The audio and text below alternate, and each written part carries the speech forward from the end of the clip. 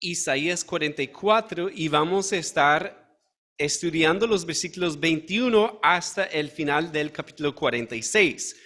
Como es un texto más largo, no vamos a leer todo el texto, sino ver las ideas más importantes del texto. Y otra cosa que vemos al estudiar Isaías es que vemos que él repite los temas.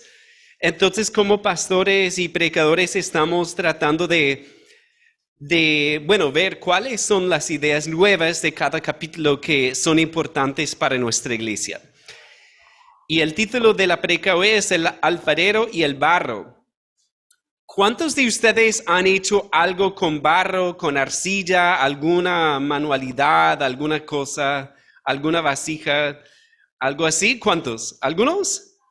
Bueno, yo solamente en mi vida una vez en el colegio, no sé, ¿eso les tocaba a ustedes también en el colegio ver algo de arte? ¿No?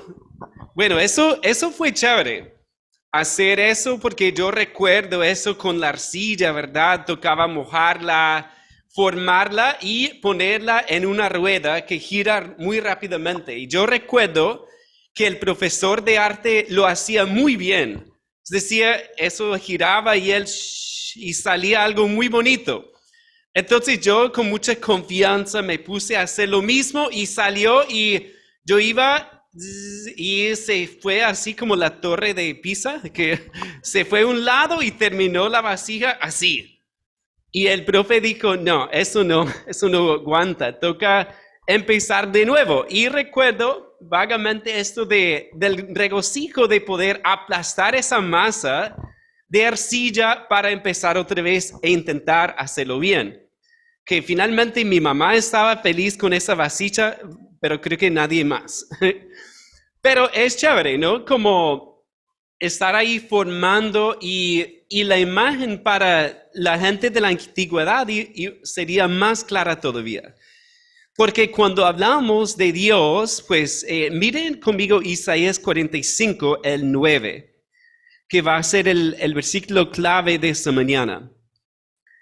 Ay del que pletea con su hacedor, el tiesto con los tiestos de la tierra. Dirá el barro al que lo labra, ¿qué haces? ¿O tu obra no tiene manos? O literalmente podría significar no tiene asas, como criticando al alfarero, ¿cierto? Ahí esa palabra hacedor viene de la raíz formar, el que forma. Y la palabra labrar, labra, también es la misma palabra. Y vamos a ver que esa palabra es la clave de este pasaje, que la vemos muchísimas veces, porque, por ejemplo, ahí hace 8 días escuchamos una predica sobre un tema. ¿Cuál fue el tema de hace 8 días? Los ídolos, ¿cierto? Y hay un contraste muy claro. Miren el capítulo 44, 9. 44, 9. Los formadores de imágenes de talla, todos ellos son vanidad. Es la misma palabra. Ahí formaban sus ídolos, sus imágenes. Y miren conmigo el 44, 21. Acuérdate de estas cosas, oh Jacob e Israel, porque mi siervo eres. Yo te, ¿qué dice iglesia? Formé. Siervo mío eres tú, Israel, no me olvides, o literalmente no serás olvidado por mí. Y vemos ahí que esa palabra aparece varias veces con ese contraste entre lo que ellos hacían con sus manos, haciendo una imagen, un ídolo, y lo que Dios hizo con ellos. Al formar un pueblo, al formar la historia, y Dios es el alfarero. Entonces, hoy vamos a ver solamente 2 encabezados muy sencillos, pero antes de entrar al texto como tal, vamos a orar. ¿Les parece? Bueno, oremos. Padre, muchísimas gracias te damos por el privilegio de estar aquí para escuchar tu palabra, Padre. Y gracias porque en ella encontramos las verdades absolutas sobre ti y sobre nosotros. En esta mañana, Padre, oramos que tú obres en la vida de cada uno, que podamos escucharte, Padre, que podamos entender quién eres tú como el alfarero y también quiénes somos nosotros, Padre, como el barro. Ayúdanos a entender todo lo que eso representa para nuestra vida, Padre, porque cuando entendemos estas verdades vamos a poder confiar en ti, someternos a ti y gozarnos en ti. Te damos muchas gracias por nuestro Señor Jesús, porque sabemos que es solamente a través de Él que podemos llamarte Padre. Gracias, te lo pedimos en el nombre de Jesús. Amén. Muy bien, hermanos. Entonces hay solamente dos encabezados que salen del versículo 9 del capítulo 45. Dios el alfarero y nosotros el barro. ¿Ok? Entonces, Dios el alfarero, y vamos a leer el 44, 21 al 28 para ver sobre Dios el alfarero. Acuérdate de estas cosas, oh Jacob e Israel, porque mi siervo eres. Yo te formé, siervo mío eres tú, Israel, y no me olvides. Yo deshice como una nube tus rebeliones, y como niebla tus pecados. Vuélvete a mí, porque yo te redimí. Cantad loores, oh cielos, porque Jehová lo hizo. Gritad con júbilo, profundidades de la tierra. Prorrumpid montes en alabanza, bosque y todo árbol que en él está. Porque Jehová redimió a Jacob y en Israel será glorificado. Así dice Jehová tu Redentor, que te formó, la misma palabra, que te formó desde el vientre. Yo Jehová, que lo hago todo, que extiendo solo los cielos, que extiendo la tierra por mí mismo, que deshago las señales de los adivinos, y enloquezco a los agoreros, que hago volver atrás a los sabios y desvanezco su sabiduría. Yo, el que despierta la palabra de su siervo y cumple el consejo de sus mensajeros. Bueno, ahí, hermanos, cuando habla de su siervo o mensajeros, puede referirse a los profetas, que Dios los levantaba como sus mensajeros que traían el mensaje de Dios, pero Dios es quien iba a cumplir esa palabra. El texto sigue, que dice a Jerusalén, serás habitada, y a las ciudades de Judá reconstruidas serán, y sus ruinas reedificaré. Que dice a las profundidades, secaos, y tus ríos haré secar. Que dice de Ciro, es mi pastor, y cumplirá todo lo que yo quiero. Al decir a Jerusalén serás edificada y al templo serás fundado. Aquí cuando vemos entonces a Dios como alfarero, vemos que Él es quien formó a su pueblo, vemos que Él también es quien forma la historia. Él va dándole forma a todo lo que pasa. Y vemos aquí que especialmente habla de un rey específico, el rey Ciro. Y recordamos que hemos visto ya algo sobre Ciro, pero aquí lo vemos por nombre. Que esto ocurre 150 años antes de que él llegue al mundo. Es decir, Dios profetiza primero sobre Ciro y después lo levanta para hacer su voluntad, para formar la historia como alfarero. ¿Y qué hemos visto en Isaías sobre las naciones? ¿Recuerdan algunas cosas que hemos visto sobre las naciones? Por ejemplo, Asiria. ¿Qué dice Dios sobre Asiria? En el capítulo 10 vimos que es báculo o fue báculo de su furor, que lo levantó a Asiria para disciplinar a las tribus del norte. Después vemos que ¿qué hace Dios con Babilonia? ¿Recuerdan? Que Babilonia llega para llevar las tribus del sur al cautiverio.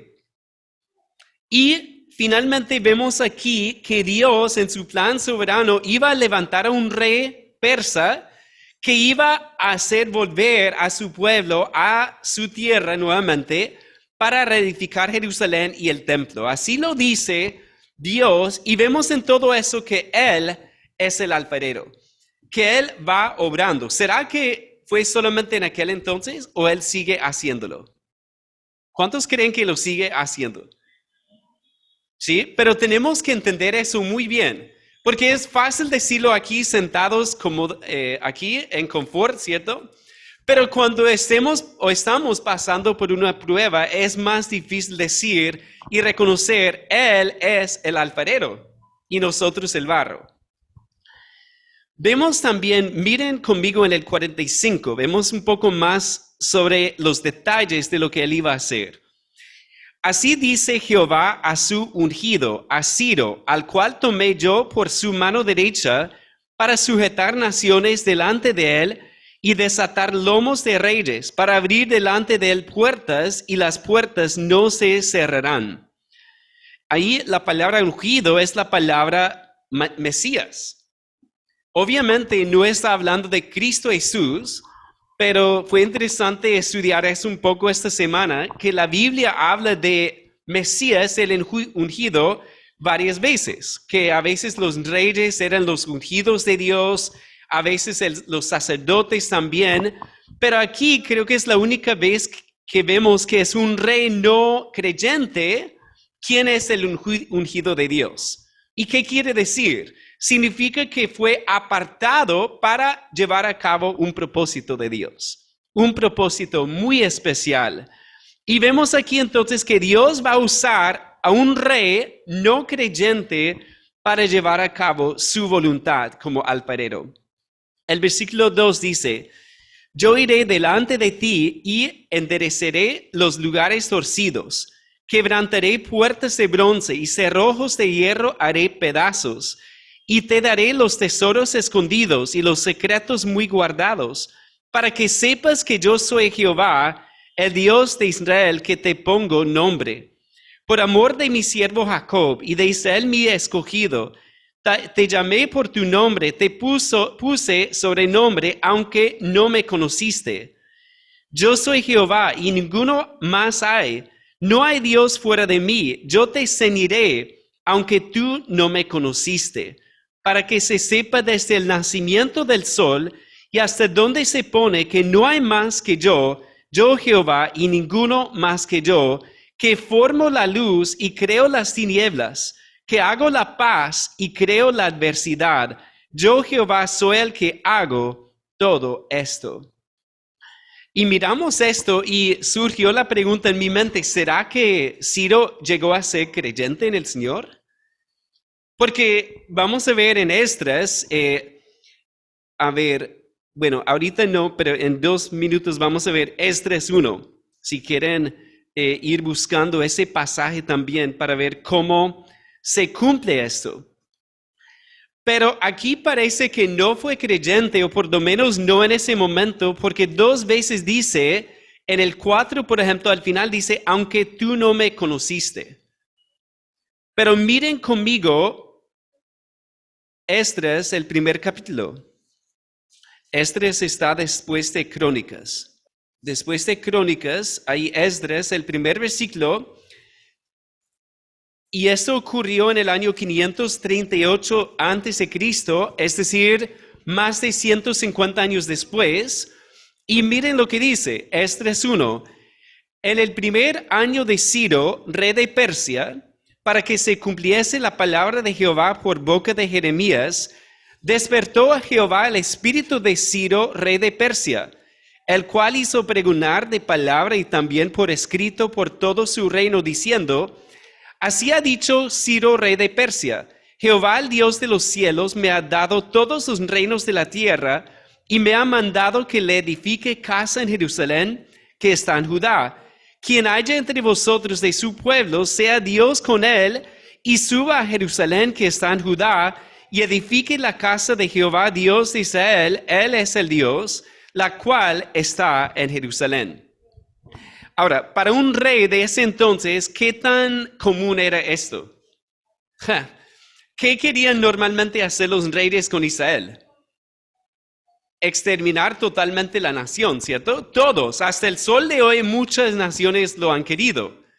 Pero vemos aquí que Dios pone algo especial en el corazón de Ciro, lo prepara para hacer su propósito y Ciro incluso después ayuda a Israel varias veces, lo cual no es algo normal, lo cual es algo que Dios hizo en su vida. Incluso En el libro de Daniel vemos que Daniel sirvió con Ciro y posiblemente Daniel ayudó a Ciro a entender algunas cosas. Puede ser.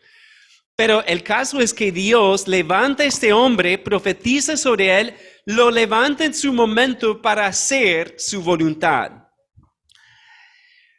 Y eso me hace pensar en Proverbios 21:1, y voy a leerlo de la Nueva Versión Internacional. Dice, en las manos del Señor el corazón del rey es como un río. Sigue el curso que el Señor le ha trazado. Los reyes, ¿en qué piensan? Piensan en hacer su voluntad, ¿cierto? Porque como era el rey más poderoso, él está pensando, yo quiero hacer lo que yo quiero hacer. Pero en todo eso, Dios, ¿qué hace? Lo va guiando como un río, su corazón al propósito que Dios ha determinado. Y Él está haciendo hasta el sol de hoy. Él está obrando en el mundo de una forma providencial, es la palabra que quiero usar. Regresemos a Isaías 45 para ver el 7. Que cuando pensamos en su soberanía o su providencia, vemos aquí el 7, que dice que formo la luz y creo las tinieblas, que hago la paz y creo la adversidad. Yo, Jehová, soy el que hago todo esto. ¿Cómo así, Señor, que tú, obviamente sabemos que forma la luz, crea las tinieblas, pero dice aquí que hace la paz y crea la adversidad? Pues si pensamos en la historia, Dios levanta la nación de Persia, ¿cierto? Y obviamente levanta esa nación y ¿qué hace Ciro? Conquista Babilonia. Entonces, algo bueno para Persia es malo para Babilonia. Y Dios está obrando en las dos naciones.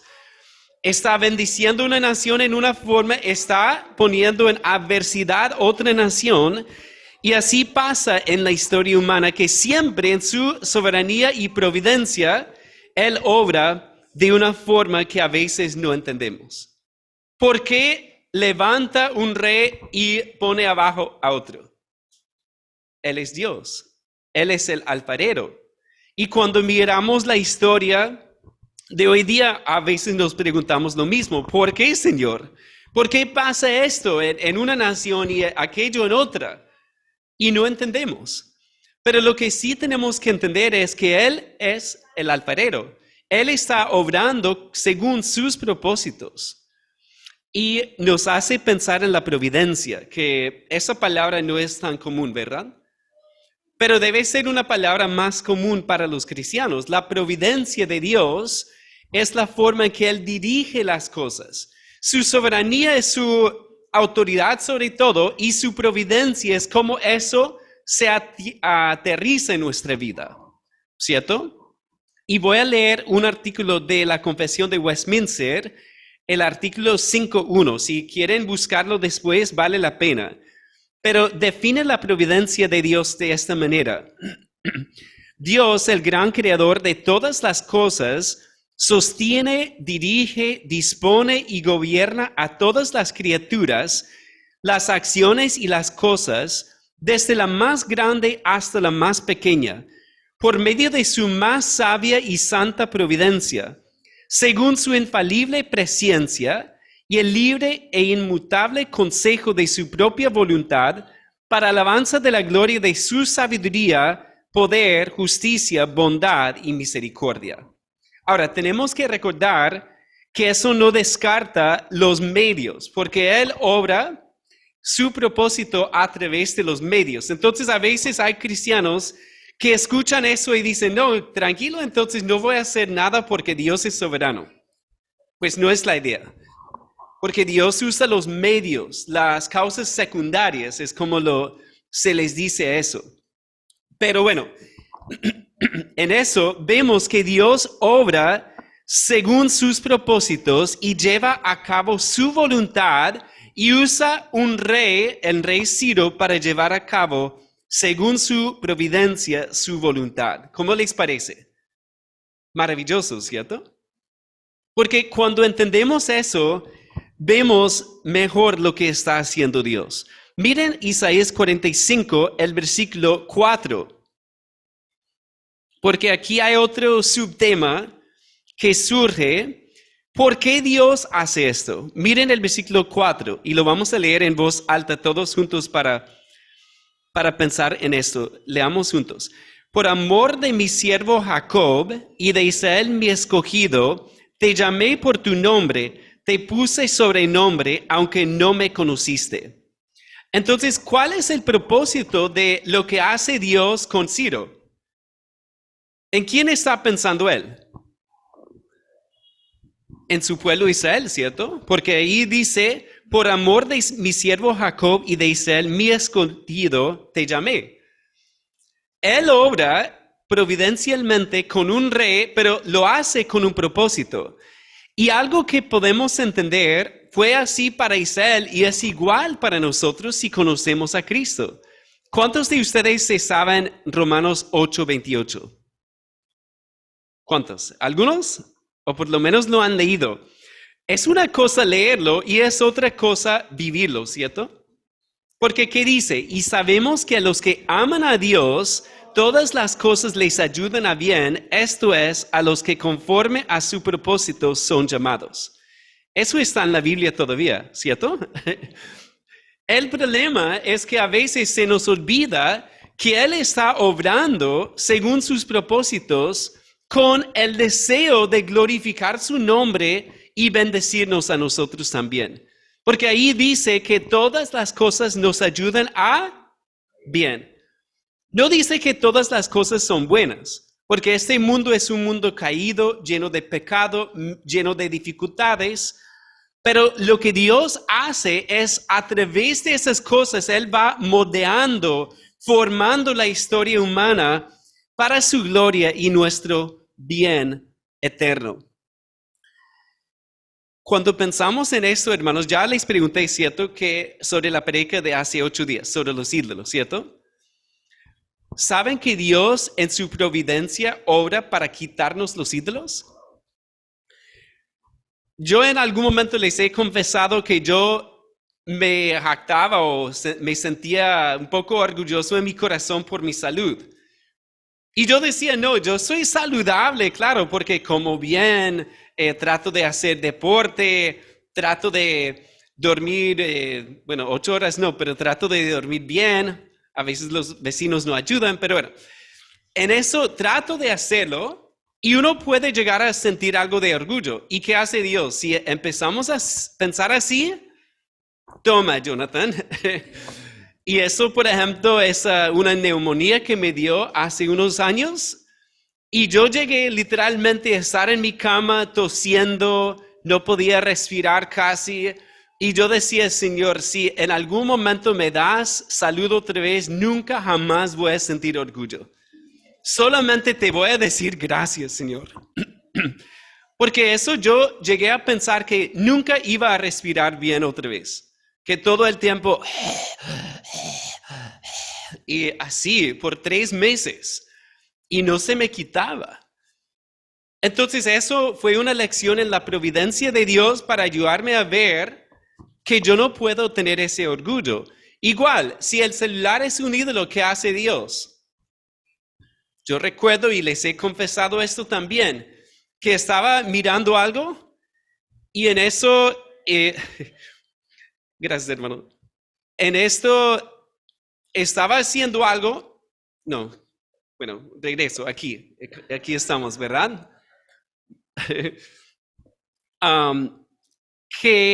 Quizás el celular fue un ídolo en algún momento y se me cayó a una olla llena de agua. Y uno dice, no, ¿verdad? Y uno lo saca y trata de limpiarlo, secarlo, poner arroz adentro y hacer todo lo que dice YouTube que debemos hacer. Y al final, prendió un segundo y perdí todo, ¿cierto? Entonces eso, si es un ídolo, Dios sabe cómo quitarnos los ídolos. Es mucho mejor entregárselo de una vez, ¿verdad? ¿Sí? O les he contado también, a veces nos sentimos muy bien con alguna ropa. Esa ropa es la que se mancha. Esa ropa es que tú estás caminando por algo y se te rompe, ¿verdad? Y mi camisa favorita ya va a ser un trapo, ¿cierto? Y eso es un recordatorio diario de lo que Dios hace en su providencia, porque Él usa todas las cosas para recordarnos que Él es el alfarero. Entonces, me gustó mucho lo que decía John Flavel, un puritano que vamos a leer con los caballeros. En su libro El misterio de la providencia, él dice, es deber de los santos o los cristianos, especialmente en tiempos de dificultades, reflexionar sobre las actuaciones de la providencia, para que con ellos en todos los estados y a través de todas las etapas de su vida. ¿Cuál es nuestro deber? En medio de una dificultad, debemos reflexionar en la providencia de Dios en nuestra vida. ¿Con qué fin? Pues con el fin de ver que Dios es el alfarero. Y eso Él nos recuerda eso. Nosotros no somos el alfarero. Y nosotros en nuestra vida, bueno, algunos tienen 20 años o menos. Uno con 20 años, ¿qué piensa? Tiene la vida organizada, ¿verdad? No, yo voy a hacer esto y esto y esto. ¿Y qué hace Dios? Dice, yo soy el alfarero y yo voy a ir formando tu vida como yo quiero. Porque Él es el alfarero. En eso nos debe llevar a la gratitud. Porque si estamos aquí esta mañana lúcidos, debemos darle gracias a Dios porque podemos escuchar su palabra, ¿verdad? Tenemos la salud suficiente para estar aquí esta mañana, para escuchar su palabra. ¿Y de cuántas cosas nos ha guardado Dios en su providencia, en su soberanía? Pues a veces uno va con afán, tiene una cita y va a llegar tarde y algo te atrasa más, ¿cierto? Puede ser cualquier cosa aquí en la ciudad, uno nunca sabe. Entonces eso, ¿y cómo vas entonces? Con angustia, con enojo por dentro, ir viendo, otra vez voy a llegar tarde, ¿qué me va a decir el jefe? Y ahora qué voy a decirle y todo eso. Y uno llega tarde y encuentra que hace 5 minutos hubo una balacera ahí en la cuadra. Y uno dice, bueno, gracias Señor, ¿cierto? ¿Y de cuántas cosas Dios nos ha guardado en su providencia? Yo creo que ni siquiera sabemos de cuántas cosas nos ha guardado Dios en nuestra vida. Y eso es ver que Él es el alfarero. Cuando somos más conscientes de eso, nos ayuda a entender lo que Él está haciendo en su autoridad, en su sabiduría, en su poder, porque Él es el alfarero. Bien, Él es el alfarero. Nosotros somos, ¿qué iglesia? El barro, ¿ok? El 45:9, vamos a leerlo otra vez. Dice, ay del que pletea con su hacedor, el tiesto con los tiestos de la tierra. ¿Dirá el barro al que lo labra, ¿qué haces? ¿O tu obra no tiene manos? La pregunta es, ¿cómo debemos reaccionar cuando entendemos que Dios es el alfarero? Pues vemos aquí que esta pregunta, ¿dirá el barro al que lo labra, ¿qué haces? ¿Cuánto sentido tiene esa pregunta? Imagínense un barro ahí que está quejándose contra el que está formándolo. No tiene ningún sentido, pero a veces nosotros lo hacemos en nuestra vida. Que pasa algo y empezamos a quejarnos, empezamos a ponernos mal contra Dios y cuestionarlo en lo que Él hace. Entonces, cuando entendemos que Él es el alfarero, debemos someternos a Él. Y en cuestiones prácticas, miren conmigo el versículo 10. Ay del que dice al padre, ¿por qué engendraste? O a la mujer, ¿por qué diste a luz? Bueno, otra pregunta absurda. ¿El bebé va a preguntar, papá, ¿por qué me engendraste? O mamá, ¿por qué me diste a luz? No tiene sentido, porque obviamente Dios como Padre es quien obra su voluntad y no debemos cuestionarlo. También el 11, así dice Jehová, el Santo de Israel y su formador. Ahí está la palabra otra vez, su formador. Preguntadme de las cosas por venir, mandadme acerca de mis hijos y acerca de la obra de mis manos. Pues de hecho se puede traducir como una pregunta. ¿Van a pedirme cuentas acerca de mis hijos? ¿Van a pedirme cuentas acerca de la obra de mis manos? No tiene sentido.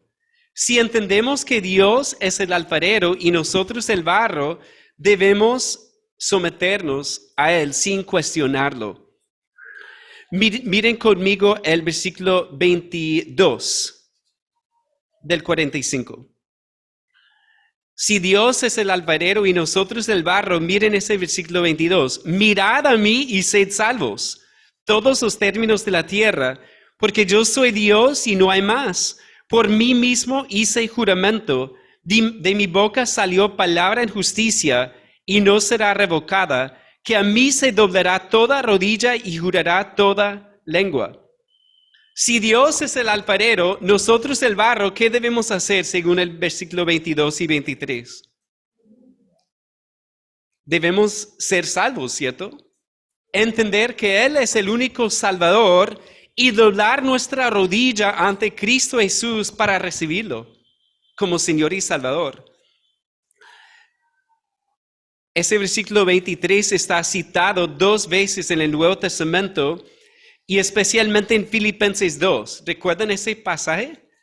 Y habla claramente de Cristo. Aquí dice que Dios, el Señor, dice que a mí se doblará toda rodilla y jurará toda lengua. Escuchen Filipenses 2:11. Para que en el nombre de Jesús se doble toda rodilla de los que están en los cielos y en la tierra y debajo de la tierra, y toda lengua confiese que Jesucristo es el Señor, para gloria de Dios Padre. ¿Qué dice la Biblia sobre Jesucristo? Él es Dios, ¿cierto? Él es Dios. Y nos indica también aquí que toda lengua confesará que Él es el Señor. La pregunta es si lo hacemos en esta vida o si lo hacemos obligados en el futuro.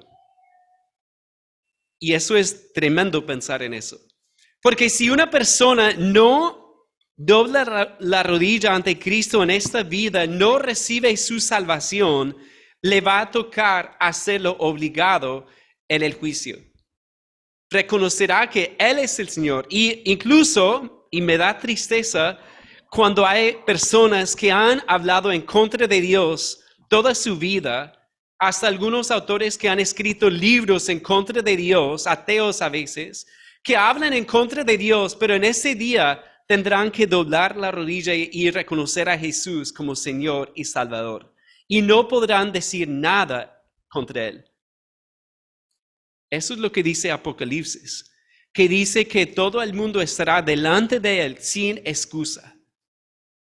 Pero mucho mejor es doblar la rodilla hoy, reconocerlo como Señor y Salvador, porque Él es el único. El texto lo dice tantas veces, no hay otro Dios, no hay otro Salvador, no hay otro Redentor. Como dice el 43:11, yo Jehová, y fuera de mí no hay quien salve. No hay ninguno más, no hay otro nombre dado a los hombres en el cual podamos ser salvos, solamente en Cristo. Entonces, cuando entendemos eso, entendemos la importancia de recibir su salvación. Si Él es el alfarero, nosotros el barro, tenemos que someternos a su plan de salvación, a su forma de salvarnos. Y muchas veces la gente quiere inventar su propia manera de salvarse. Y por eso hay tantas religiones en el mundo. Porque toda religión, casi toda, ¿qué quiere hacer? Pues llegar a Dios de alguna forma. Pero la palabra de Dios dice que hay un solo Salvador. Jesús dice, yo soy el camino. Él no dice uno de varios. Él dice, yo soy el camino y la verdad y la vida. Nadie llega al Padre sino por mí. Entonces, cuando entendemos que Él es el único Dios, el alfarero, debemos doblar la rodilla en arrepentimiento y fe para ser salvos. Entonces, yo no sé, Dios es quien conoce nuestro corazón, ¿cierto? Pero siempre es importante examinar ante la Escritura cómo estamos con Dios. Si hemos recibido su salvación realmente en nuestra vida. Y algunos dicen, no, yo quiero esperar. Yo quiero esperar. No quiero someterme todavía. No quiero recibir a Cristo todavía. Yo tengo mi religión. Me gusta una traducción que en el 22 que traduce acudid a mí y sed salvos. Acudid a mí. Si dices yo tengo mi religión, ¿qué dice Cristo? Acude a mí. Acude a mí para ser salvo. Otros han dicho yo quiero disfrutar del pecado un poco más. Algún día voy a recibir a Cristo. Pero ¿qué dice Dios? Acude a Cristo. Acude a Cristo antes de que sea tarde. Otros han expresado sus dudas sobre Cristo. No, es que yo no sé, yo tengo que estudiar más, yo tengo que saber más, yo tengo que esperar para tener más certeza sobre Él. ¿Y qué dice Dios? Mirad a mí y sed salvos. Hoy es el día de salvación. Otros han dicho, no, yo tengo mucho pecado, he pecado mucho, ¿qué podría hacer? Mirad a mí y sed salvos, todos los términos de la tierra, porque yo soy Dios y no hay más. Entonces, que Dios ponga esa convicción en el corazón de cada uno, amén. De entender que no podemos esperar más tiempo. Debemos recibir a Cristo. En el capítulo 46, vemos aquí sobre la idolatría nuevamente. Miren el versículo 1. Se postró Bel, se abatió Nebo, sus imágenes fueron puestas sobre bestias, sobre animales de carga. Esas cosas que vosotros solíais llevar son alzadas cual carga sobre las bestias cansadas. Fueron humillados, fueron abatidos juntamente. No pudieron escaparse de la carga, sino que tuvieron ellos mismos que ir en cautiverio. Y hace 8 días vimos eso de los ídolos y Isaías sigue dándole palo a esos ídolos, ¿verdad? Porque ahí vemos los ídolos, la gente tenía que cargarlos. Y dice ahí, Bel, ¿en dónde estás? Nebo, ¿en dónde estás? Bueno, acostados en algo para cargar. Ahí ellos tenían que llevar esos ídolos pesados y estaban cansados de esa carga. Pero ¿qué dice Dios? Miren el contraste en el 3. Oídme, oh casa de Jacob, y todo el resto de la casa de Israel, los que sois traídos. Es la misma palabra. Son cargados ustedes por mí desde el vientre, los que sois llevados desde la matriz. Es decir, ¿por qué ir tras un ídolo que vas a tener que cargar después? Cuando Dios quiere llevarte por el camino. Pero hay que reconocer que Él es el alfarero, que Él es soberano, que Él es quien nos puede salvar, Él es quien nos puede llevar. Es como cuando se vara la moto y tienes que empujarla a mediodía con ese sol y empiezas a sudar. Eso es impresionante, ¿verdad? Y no hay ningún mototaxista por ahí para empujarte. Y empujas y empujas y ¿qué le dices a la moto? Que tú me debes llevar a mí, yo te estoy llevando. ¿Cierto? Pero así es con cualquier ídolo. Eso de pensar que nos puede salvar y finalmente es una carga. Pero mucho mejor es reconocer que Dios es el alfarero, que podemos recibir a Cristo y de ahí en adelante Él nos llevará. Una promesa hermosa. Cristo dice que Él estará con nosotros hasta el fin del mundo. Él estará contigo, Él estará conmigo y podemos confiar en Él. Miren cómo termina el 46, ahí en el 8. Acordaos de esto y tened vergüenza, volved en vosotros prevaricadores. Acordaos de las cosas pasadas desde los tiempos antiguos, porque yo soy Dios y no hay otro Dios, y nada hay semejante a mí, que anuncio lo por venir desde el principio, y desde la antigüedad lo que aún no era hecho, que digo, mi consejo permanecerá, y hará todo lo que quiero. Que llamo desde el oriente al ave, y de la tierra lejana al varón de mi consejo. Yo hablé y lo haré venir, lo he pensado y también lo haré. ¿Será que una pregunta sobre la soberanía de Dios? ¿Será que algo se le va a salir de las manos? ¿Será que nosotros podemos exaltarnos en contra de Dios y ganar? Aquí vemos que no. Aquí vemos que él iba a levantar a Ciro como cual ave. Ahí habla en el 11 de él. Y vemos que él anuncia todo antes. Y él lleva a cabo sus propósitos. El 10 al final, mi consejo permanecerá y haré todo lo que quiero. A veces la gente piensa en Dios como si él fuera débil o algo, ¿cierto? Que no puede llevar a cabo sus propósitos. Que habrá pasado con este mundo.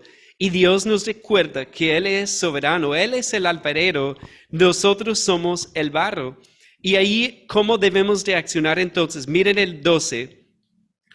Oídme, duros de corazón, que estáis lejos de la justicia. Haré que se acerque mi justicia, no se alejará, y mi salvación no se detendrá. Y pondré salvación en Sión y mi gloria en Israel. Ahí vemos que ante este Dios, el alfarero, nosotros como barro, ¿qué debemos hacer? Someternos a Él, ¿cierto? Humillarnos ante Él. No seguir siendo duros de corazón, como dice el 12, como cantamos. Qué bonita esa canción, ¿cierto? Habla de ablandar el suelo duro de nuestro corazón y Dios es quien lo hace. Pero siempre hay una invitación. Cuando escuchamos de Él como alfarero y nosotros como barro, ahí a veces surge dentro de nosotros un deseo de tener el control de nuestra vida. Y Dios nos recuerda, no, yo soy el alfarero y tú eres el barro. Oremos. Padre, gracias por quien eres tú. Hemos visto verdades sublimes en este texto, Padre. Misterios sobre la forma en que tú oraste con un rey que al parecer no era creyente siquiera, Padre, pero tú lo llamaste para llevar a cabo tus propósitos. Y Padre, eso nos recuerda que tú estás obrando todavía en nuestras vidas. Y muchas veces hay cosas que no entendemos, Padre, y hay cosas en la congregación que vemos y no entendemos, Padre, sencillamente las dificultades por las cuales pasamos, las luchas, Padre, o a veces las bendiciones, pero gracias porque tú estás obrando conforme a tu providencia, tu voluntad, Padre.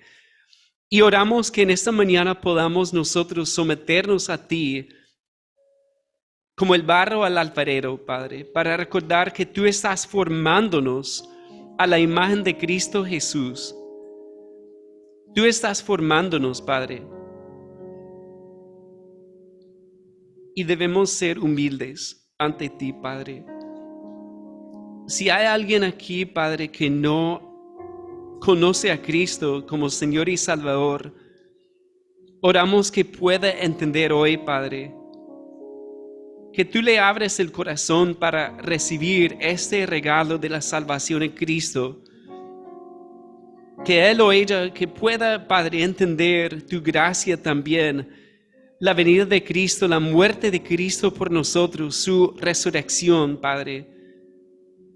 Gracias por lo que tú has hecho en nuestras vidas. Gracias por las muchas veces que nos has protegido de cosas en nuestra vida que muchas veces ni siquiera sabemos, Padre, en tu providencia, la forma en que tú nos has enseñado también en tu providencia, Padre, y oramos que sigas haciéndolo, que nos ayudes a recordar que somos barro. Gracias porque tú eres tan paciente con nosotros como el alfarero y tú sigues moldeando a tu iglesia, tú sigues orando en nuestras vidas, Padre. Ayúdanos a seguir meditando en Cristo durante la Santa Cena también para pensar en estas bendiciones tan grandes, Padre, de la salvación en Él. Es en el nombre de Él que oramos. Amén.